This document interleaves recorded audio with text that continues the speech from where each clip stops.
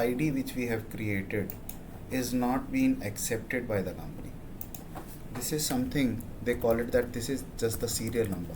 Okay, no problem, we call it as a serial number.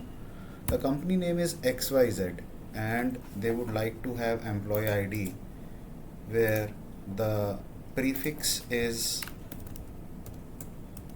the name of the company XYZ, and we would like to put again in the manner with a formula. Let us look forward to it. It is equals to text rand between,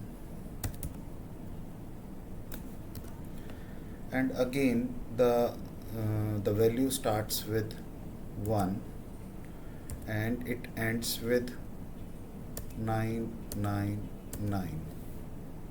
There are 1000 employees they are planning. Okay, now looking forward to it, we need a formulation of 3 characters, but it won't stop here. We need one more thing. We need to concatenate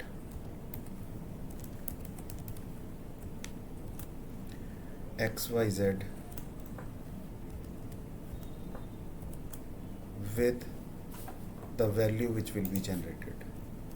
Now just see, you will find the employee IDs generated and they are random by nature.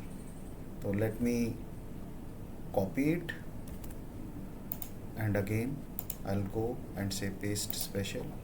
Now these values will remain static. You just see, you will find out so many values which are equivalent to the 100 employees, and accordingly the names can be given keeping that in mind.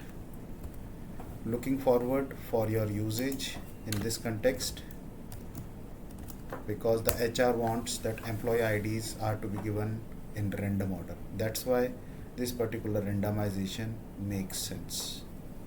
Thank you so much. Looking forward to see the next part of it soon.